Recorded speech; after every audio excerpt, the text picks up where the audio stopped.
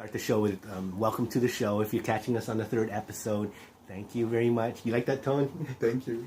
You know, like those jokes that Mick Lear, whatever shit. Huh. Well, thank you for coming on the show.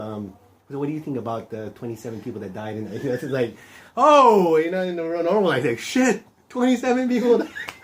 Who? It's not my mother. No, It's not I was watching the news this morning, and they're covering this the people going back to school at that shooting. Yeah, right? I saw that.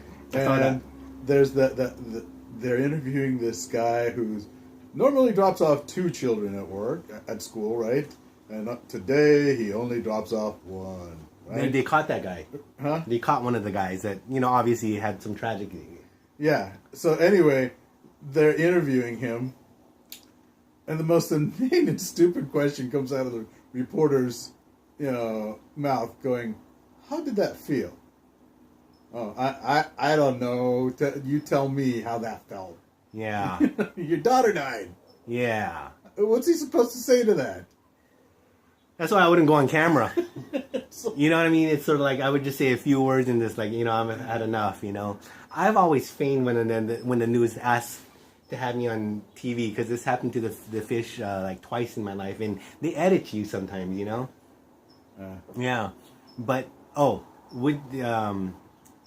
back on that whole thing about time, we've discussed before, the people, those Micronesians, I'll tell you, that are invading Hawaii, and they're like bathing on Waikiki and bathing and washing their pots in the fucking, I guess, tourist showers on the beach. Uh-huh. And people are complaining that, I thought of this one, Corn, the grease is going there. What about all that fucking goddamn suntan lotion that I see fucking floating in like an oil slick on the fucking goddamn thing? Someone's trying to fucking feed themselves.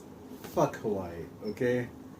Those Micronesians belong there as much as the people in Hawaii belong there. Yes, okay? That's what I thought about, because they can't live where they live, because we nuked those people's land out of existence. That's what I'm talking about. We owe them.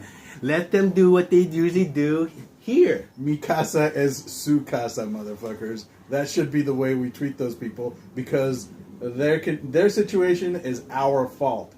Mm-hmm. Okay, so if somebody has a problem with people using public facilities in a non-normal way, whatever the fuck that means, they need water. Yeah, they need water. God damn. There's people like, there's one of our 26 viewers that like, he's the manager of the Hilton Hawaiian. They're getting all the gas. It's really that big of a deal? Yes. Oh, how could they think otherwise, man? I don't know. I mean, especially in Hawaii. Mm-hmm. Wouldn't you think that people in Hawaii would be like aware of the kind of shenanigans the United States has engaged in with native populations throughout the world, not just the Pacific Islands? Yeah. What's funny about Hawaii is that when it comes to Hawaii, the native Hawaiians, they said there's some kind of restitution. They give them some kind of like this homestead land and whatnot. Well, what about these Micronesians that we just blew it up and they can't? Yeah. Hey, they could say, hey, we didn't want to. Where's their land? Yeah, our shit was basically we got nuked. So even in ancient times, we would have got on our boats and gone to another island, and everybody would have been cool with that. The point is, migration is a human right. Okay. You should be able to go from danger to non-danger. Or where food is. To where food is. Because they came on that Bering Strait. Exactly. There shouldn't be a question as to who has the right to do that. Okay? There should always be a question as to who has the right to stop those people. Yeah. I mean, what gives you the right to keep those people from food or safety? Who the fuck do you think you are? But you know what? When you do the numbers, it goes back to that whole terrorist thing. Not that many people die, and you're saving millions. You know what I mean? Because like people are like, I heard some French people and Europeans chatting on Facebook how, geez, man, I'm German, and they're letting too many. Now we're just paying the price for all these refugees coming here because of a few bad apples. But they're kind of reneging on the whole being nice thing. Okay, here's the thing. 100 years ago, Germany didn't exist. So fuck off with that whole national thing, okay? The Londoners are feeling it too. Yeah, the French. Fuck them too. Who do they think they are? I mean, they're not entitled to that land. You don't have, just because you're born in a certain place doesn't mean you own it. Or you're stuck there. You're stuck there. It's just an accident of geography. That's it. You don't have a right to it. I mean, you can create all sorts of, legal constructs and paperwork around the concept that I own this land, but it doesn't mean shit. Mm-hmm. Okay? Yeah, that's what I thought about it long and hard, because my family needed to go where the money was, They didn't want to go fucking leave their home, because, it's always, you hear the story, they send back that money or that one gift box full of lotion and cookies, Danish. Every family does that. Because there was the money. It's... You need the money. Yeah. I'm sure my my grandfather wanted to stay home, but he needed to go pick sugar for some rich white dude. Exactly. So it's like nobody has the right to tell you, no, you can't stay here, or you can come now because we need you to make money. Oh, you can come now, but not tomorrow, or not yesterday. That's bullshit. Mm-hmm. Yeah, I mean, I think about it. I mean, maybe if it was one warring army, our enemy or something, you wouldn't want them coming here if they were all we don't like you. But these people are trying to dodge the bullet. I'm to the point that I'm not even down with the army thing.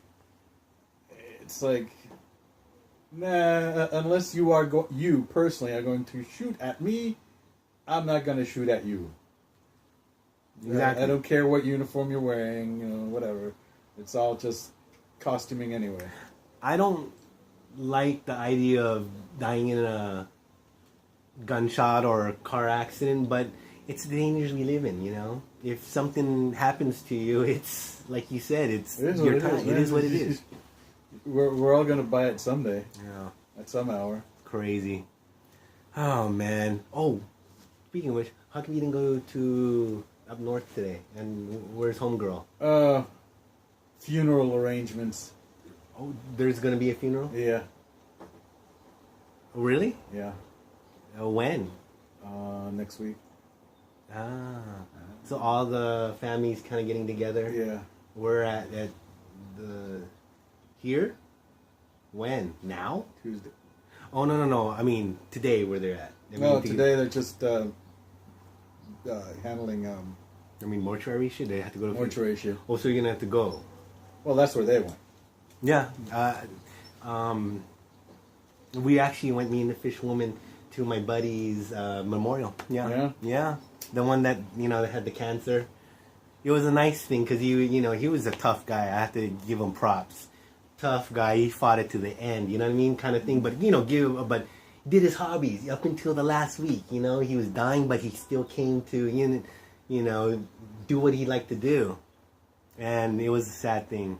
Well, it's not sad. We're all gonna die, dude. Yeah, I mean, it was memories. It's like people were taking the mic, and it was an emotional. Yeah, it was kind of but at least he's not suffering. And we were talking to say, geez, we're all gonna pass that. We're gonna pass that threshold. All of us. Someone's in, and it's like, it's true. It's true. So, lesson to be told to any of you. If you're watching this in school, this is the school segment part, is to enjoy your life. You never know when you're going to go. And tell the people you love that you love them. Yes. As often as you can. And then, as our great friend said on a beach years ago, stay in school. Dude, that day is forever etched in my mind. I loved that day on the beach. That was insane. Remember that? Because we had that in sort of prosumer camera at the time. It was before everybody had cameras. And it looked like Teen Beat magazine. Remember those people? Where you? I mean, I think it was like 2 or 3 groups. And we had that very charismatic dude. Yeah. He put on a show, dude. Because if it was just us, we wouldn't. They'd just be passing by. But I think that mountain of beer cans, you couldn't do that on that beach this day. You can't drink at the beach anymore. That is so sad. Unless you're waspy and you have maybe a sweater on your neck and you have a nice expensive bottle of Chardonnay, you can still do it. I've seen it on the beach and cops cruising by. Yeah. It's selective. So And if you have a blanket and a basket, you can have wine and be blamed about it. You know, I've seen it in La Jolla. yeah. They have the blanket and they have like wine. You know those fuckers that actually bring wine, and it's like the silly. But you get a ticket if you got a can of beer. Yeah. Yeah. That's bullshit, dude. Yeah. But you know, my drinking days have kind of come to an end, anyways. That kind of drinking. Yeah, that kind of drinking. I don't need to drink on the beach like that with my wife or anything. Do you? No, that was an epic day with the boys, that kind of shit. But. Yeah. Yeah. What was funny about that? Since it was so hot and it was Coors Light, if you have to imagine this hole, and I wasn't buzzed that day. You know, I wasn't either, dude. It's like That's that beer. just what amazed me. Yeah, We went through so much beer. case after case of this shit. It was tons of beers. It was like, at least a big trash bag full and then some. Yeah. It was just like, it wouldn't stop. That was a fun day. And remember this, like, just him and that other, the homeless dude. So basically the two players, I think, was, one's was breakfast before breakfast is, childhood buddy. Because remember, breakfast before breakfast used to go to school with homie. Oh, yeah, that's right. You had a soft spot for him because of the fact that he used to stick up for him. That's right. So he had and you know he was charismatic. You know how he was. Yeah. And then there was and by the way, this guy's mother at one point was supposed to be like a super fucking hottie. I met the mother later on. It was like probably our age now because this is like 20 years ago we did that. Uh-huh. She must have been like late 40s, but was that kind of like Latina. She was part Peruvian and part French because believe it or not, homie went to Paris a few times as a youngster. Really? Yeah. Yeah. You know, that guy we went to the beach with used to go like to see family in fucking Paris. He had so pictures. he's a world traveler then, huh? No, Peru and Paris. And that was it. Okay. That was his kind of great, you know. So he's a world traveler in the same sense that I'm a world traveler. It just goes where family drags you. Yeah, but yours is kind of by choice. You have the funds, but this was because, you know, he had to go visit. Yeah, because at this time, can you I don't have imagine family in Iceland, so. Yeah. You can imagine Paris. homie. Oh shit, we're gonna come back in the next episode. Hold on.